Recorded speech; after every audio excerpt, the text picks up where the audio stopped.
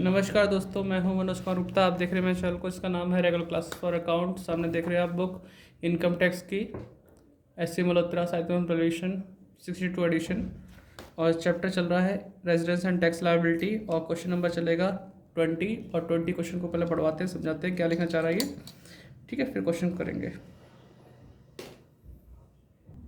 तो क्वेश्चन लिखा हुआ है इसमें, Aditi went first time out of India to Japan on 10 December 2014. She come back to India from Japan on 1 April 2016. Japan में गई थी 14 में, लेकिन लौटी कब 16 में आई है। 15 October 2018 she went to America and come back to India 1 April 2019. In the previous year she was in India for only for 62 days के लिए थी इंडिया में, ठीक है, प्रीवियस ईयर में 62 डेज़। तो आप यहाँ देखना, ये वो सेकंड कंडीशन, बेसिक कंडीशन पूरी करना चाहेंगी, जिसमें प्रीवियस ईयर में 60 दिन रह सकते हैं, उससे पहले के 4 साल में 1 साल का रहना ज़रूरी है, 365 दिन का। तो सब कंडीशन पूरी करनी पड़ेगी। बाकी ये पॉइंट हैं कहाँ कहाँ आएंगे, तो क्वेश्चन को जब करेंगे या फिर उसी समय समझा देंगे। अभी समझाने की कोशिश करता हूँ। Capital gain on the sale of property received in India 4.5 lakh. Property situated in Japan 50% of capital gain was send to Japan. इस सेंड टू जापान का कुछ नहीं करते, मतलब कुछ मैटर नहीं है, ठीक है। और ये देखो कि आपका प्रॉपर्टी इंडिया में थी, जिससे कैपिटल गेन हुआ, कैपिटल गेन हुआ है इंडिया में, रिसीव हुआ इंडिया में, और प्रॉपर्टी थी जापान में, ठीक है। तो इसमें क्या है, इंडिया में रिसीव हुआ 4.5 लाख रुपए, तो पूरा पूरा तीनों में आएगा ये, ठीक है। अगर और सेंट वाला तो मैटर ही नहीं होता कुछ उसका। फिर आगे लिखा है income from house property situated in Japan. Japan में सिचुएटेड है 50% received in India, remaining deposit bank there. तो कहने का मतलब है 50% इंडिया में मिली, बाकी वहीं रह गई। तो जो वहाँ रह जाती है वो वाला हिस्सा तो सिर्फ आधा हिस्सा आएगा फर्स्ट वाले में, और जो 50% इंडिया में रिसीव हुई उसका आधा, वो जो भी आधा हिस्सा 50% बनता है वो तीनों में आएगा। Profit of business situated in America इतना रुपए है, कंट्रोल इंडिया से, तो पहले 2 में आएगा ये। Dividend from American company 2.5 lakh, 40% received India में हुआ, बाकी का जापान में रह गया। तो 40% वाला तीनों में आएगा, बाकी हिस्सा 60% वाला सिर्फ एक ही में आएगा जापान के हिसाब से, ठीक है। बाकी तो ये रेजिडेंस स्टेटस बताना है क्या है, और फिर उसके हिसाब से सॉल्व करना है, ठीक है। तो पहले तो इसका रेजिडेंस स्टेटस बताने के लिए काफ़ी कुछ लिखना पड़ेगा, वो लिख के दिखाते हैं थोड़ा सा अलग तरीके से, जैसे पहले किया था पिछली वीडियो में, थोड़ा उसे डिफरेंट करने की कोशिश करेंगे, शायद वो आपको अच्छे से समझ में आए। तो यहाँ लिखेंगे डिटर्मिनेशन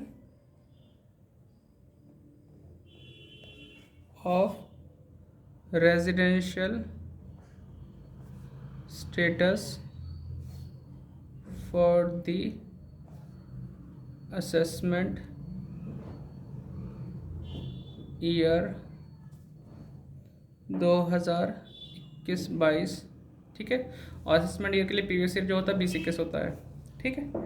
अब तुम्हें यहाँ पता है बच्चों कि ये अदिति जो है पहली बार जापान गई हैं और 10 दिसंबर 2014 गई हैं, ठीक है, 10 दिसंबर 2014।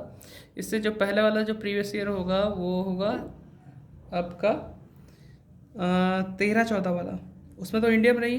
फिर 14-15 वाले में दिसंबर के महीने में गई हैं। थोड़ा सा उसकी डिटेल लिख देते हैं कि आपका PY जो है 2013-14, मतलब अप टू 2013-14 तक, वो जब से पैदा हुई तब तक इंडिया में रही हैं, ठीक है। तो वो उस समय के लिए रेजिडेंट हैं। इस तरह से थोड़ा अलग डिफरेंट तरीके से बताने की कोशिश कर रहे हैं आपको। फिर अगला जो प्रीवियस ईयर है 14-15 के लिए, दिसंबर के 10 तारीख को गई हैं, तो 10 तारीख वाली दिन भी इंडिया में रहा हुआ माना जाएगा, ठीक है। अप्रैल में स्टार्ट होता है, मार्च में ख़त्म होता है, अप्रैल से गिनना शुरू करेंगे कितने कितने दिन इंडिया में रही हैं। तो यहाँ लिख देते हैं स्टे इन इंडिया। तो अभी सॉल्व कर देखते हैं कितने दिन इंडिया में रही है। तो अप्रैल में स्टार्ट हुआ, अप्रैल कितने दिन का होता है, 30 दिन का। अप्रैल के बाद मई 31, फिर जून 30, जुलाई 31, अगस्त 31, जुलाई अगस्त 31 होता है, ये बताइए ऐसे से कितने लोग हैं आप लोग। सितंबर 30, अक्टूबर 31, ठीक है, नवंबर, 30, दिसंबर के 10 दिन, ठीक है। तो इसे टोटल करते हैं, कितना बैठता है, 30, 31, 30, है ना, फिर 31 यहाँ वाले, फिर 31, फिर 30, फिर 31, फिर 30, फिर 10। तो इस तरीके से 254 दिन इंडिया में रुकी है। देख पा रहे हैं, आपको दिख जाएगा, हाँ गौर करके दिख जाएगा। तो ये आपका रेजिडेंट हो गई, इसमें क्या हो गई, रेजिडेंट, ठीक। अब 14-15 के बाद आता है 15-16। अब 15-16 के लिए देखा जाएगा लौटी कब थी, शी कम बैक टू अप्रैल 1 को आई थी लौट के, ठीक है। तो 15-16 की बात की जाए तो वो 15-16 में तो रही नहीं है, 15-16 में तो वो बाहर ही नहीं, अप्रैल में लौटी जरूर है लेकिन मार्च तक चलता ना साल। तो इसके हिसाब से देखा जाए तो अगर वो स्टे इन इंडिया कितने दिन रुकी है इंडिया में, तो कहते हैं 0, नील। तो वो क्या है, नॉन रेजिडेंट है इस साल के हिसाब से देखा जाए तो, है ना, पर्टिकुलर साल टू साल चलेंगे वो चीज़, ठीक है। फिर आता है 16-17, अप्रैल के महीने में आ गई थी 16 में, फिर दोबारा गई हैं अमेरिका, वो भी 18 में गई हैं, तो 16-17 तो रुकी हैं। तो स्टे इन इंडिया फुल रही है, फुल ईयर, तो आप 365 दिन लिख सकते हो, इसमें रेजिडेंट कहलाएंगी। फिर आया 17-18 में, 17-18 की बात की तो 18 में 15 अक्टूबर को गई हैं, उससे पहले तो इंडिया में रही हैं। 15 अक्टूबर 2018 में गई हैं, उससे पहले इंडिया में रही हैं, ठीक है, अक्टूबर। और ये 17-18 तो मार्च तक चलता है, तो यहाँ भी एक तरह से स्टे इन इंडिया 300, अभी 1 मिनट देख लो, 2018 डिवाइड बाय 4.12 है, 365 दिन इंडिया में हो गया, ठीक है। तो एक तरह से रेजिडेंट ही हैं, या तो फुल लिख सकते हो आप, कोई दिक्कत नहीं, अगर तुम्हें डेज में दिक्कत आती है तो। अब 18-19 की बात करते हैं, 18-19 की बात करते हैं तो आप ये देखो, स्टे इन इंडिया, ठीक है, ये कब गई थी, अक्टूबर में महीने में गई है बाहर, और कम बैक कब किया इनने, 19 में ही किया है, अप्रैल के महीने में।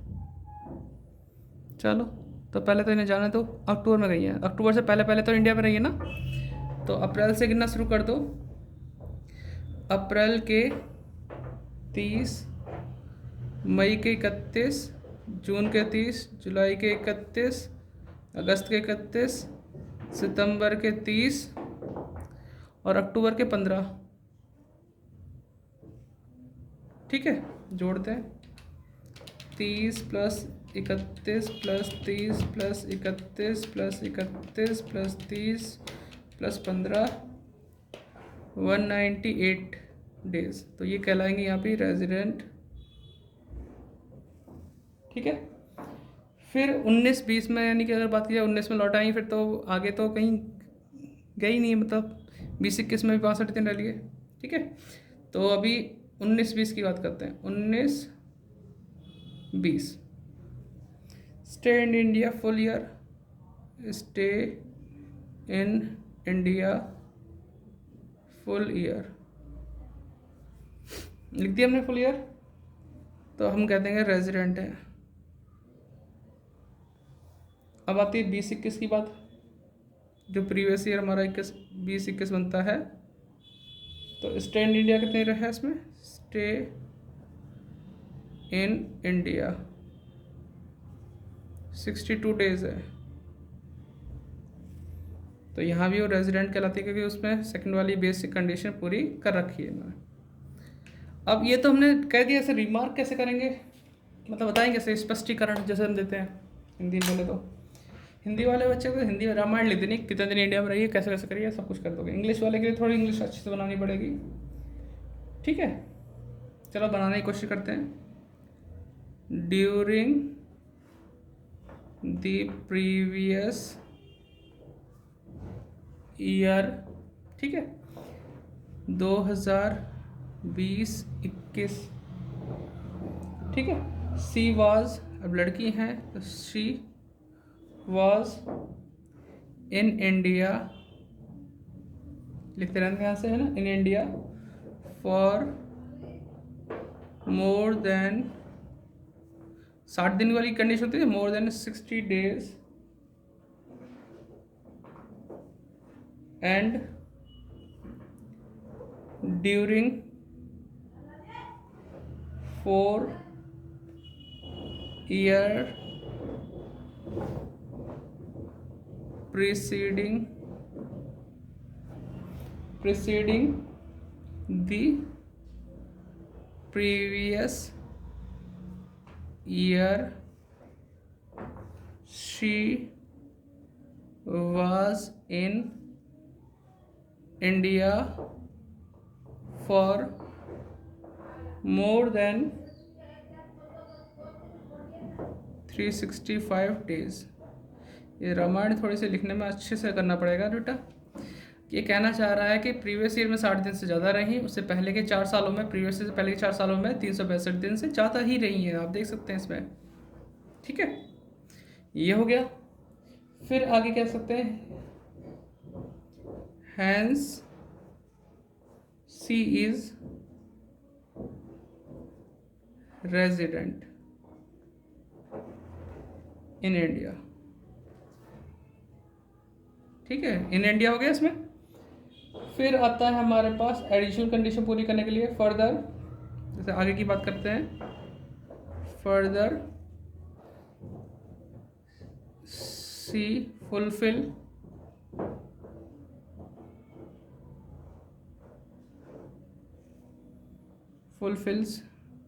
एक ही है,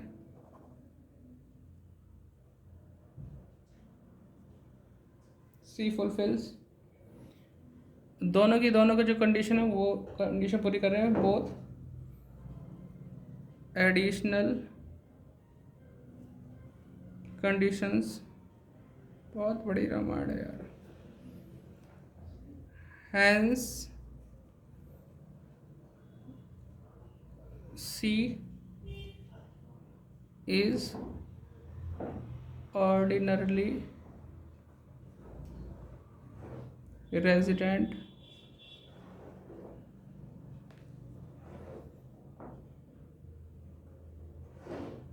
in India for the previous year 2020-21। अगर आप मेरी पुरानी वीडियो देखें तो उसमें इतना नहीं है, वो बेसिकली बताया गया है, लेकिन हर साल एक जैसा बताना अच्छा नहीं, थोड़ा सा अलग करने की कोशिश की है। तो पसंद आए तो ज़रूर लाइक करना। बड़ा है, समझदार, आप समझने की कोशिश करना कि हर बार कुछ ना कुछ चेंजेस आने चाहिए हमेशा, ठीक है। आप इसे नोट डाउन कर लो पॉज करके, मैं आगे चार्ट बना के दिखाता हूँ कौन सी चीज़ कैसे कैसे आएगी। तो बॉक्स हमने कंप्लीट लिख लिया पहले से, computation of gross total income for the assessment year AY जो है 21-22 है, बाकी अब पढ़ते रहेंगे, आपको बताते रहेंगे। यहाँ लिखा capital gain on the sale of property received in India 4.5 lakh, the property situated in Japan, और 50% गेन सेंड टू जापान, इतना लिखा है। तो आपको गेन जो हुआ है वो इंडिया में हुआ है, तो 4.5 लाख का 4.5 लाख तीनों में आना चाहिए। हमारा आंसर जो मैच करेगा सिर्फ फर्स्ट वाला करेगा, क्योंकि हमें रेजिडेंट के लिए बनाना था, लेकिन हम तीनों के लिए बना रहे हैं आपको दिखाने के पर्पज़ से। Income from house property situated in Japan 2,52,000, ठीक है। 50% रिसीव्ड इन इंडिया और remaining was deposit there in a bank, बाकी जापान में रह गई। तो 2,52,000 का 50% करो, क्योंकि इनकम फ्रॉम हाउस प्रॉपर्टी है, तो 1,26,000 के आसपास आएगा। चेक कर लेते हैं, 2,52,000 इंटू 50%, 126। जो इंडिया में रिसीव हुई है 126, वो तो तीनों में आएगी, है ना, इस तरीके से बाकी रह के एक जगह ही रहेगी वो, जापान में। Profit of business situated in America, 8,40,000 का प्रॉफिट हुआ है। This is control from India, तो 8,40,000 का जो है 2 में आएगा। अगर राइटिंग समझ ना आई तो आप जो स्टार्टिंग में क्वेश्चन पढ़ा है, स्क्रीनशॉट लिया, उससे आप समझ सकते हो क्या क्या लिखना है, सेम टू सेम बता सकते हो। Dividend from American company 2.5 lakh है, और 40% रिसीव्ड इन इंडिया, बाकी का जापान में रह गया। तो 2.5 लाख का 40% 1 लाख होता है, तो वो तो आएगा आपका तीनों में, ठीक है। और बाकी का एक में रहेगा 1,50,000 के रूप में, 60% जो है। बस अब टोटल करना है हमें, तो पहले लास्ट वाला करते हैं। 4.5 लाख, 1,26, 1 लाख, 6,76,000 आ गया। 4.5 लाख प्लस 1,26, 84, मतलब 8,40,000 और 1 लाख, 15,16,000, ठीक है। ये तो मैच नहीं कर रहे होंगे क्योंकि हमें सिर्फ इसका मैच करना है, तो यहाँ लिखते हैं 4.5 लाख, 1,26, 1,26, 8,40, 2.5 लाख, 17,92,000 आ रहा है। हाँ जी, 17,92,000 यही मैच कर रहा है। तो यह ग्रॉस टोटल इनकम, ठीक। नोट डाउन कर लेना आराम से आप, ठीक है। वीडियो पॉज कर लेना अभी और लिख लेना, ठीक है। लाइक करना, शेयर करना, चैनल को सब्सक्राइब करना। Bye bye. ऐसे ही प्यार करते रहना अपने चैनल को। और क्या कह सकते हैं, अभी सुपर थैंक्स का बटन नहीं मिला हमारे पास, जिससे कि अगर आप थैंक्स बोलते हैं, थैंक्स ना बोले, सुपर थैंक्स बोलें। जब मिलेगा तो उसे भी करना। बाकी मेंबरशिप तो भी कोई ले नहीं रहा, तो कोई बात नहीं, फ्री वीडियो चल रही है, चलती रहेंगी, ठीक है। बाय बाय, है ना।